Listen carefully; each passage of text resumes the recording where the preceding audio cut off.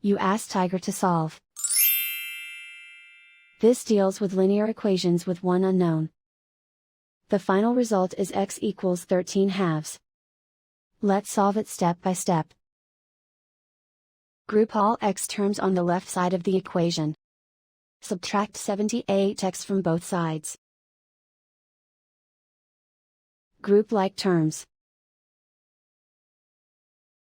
Simplify the arithmetic. Group like terms. Simplify the arithmetic. Group all constants on the right side of the equation. Subtract 52 from both sides. Simplify the arithmetic.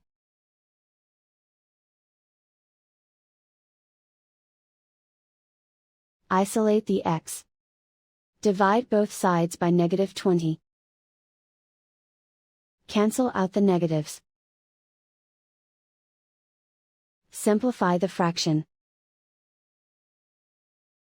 Cancel out the negatives.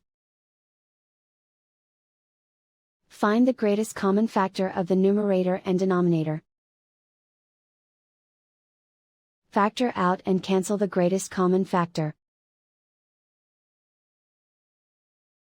And so the final result is x equals 13/2.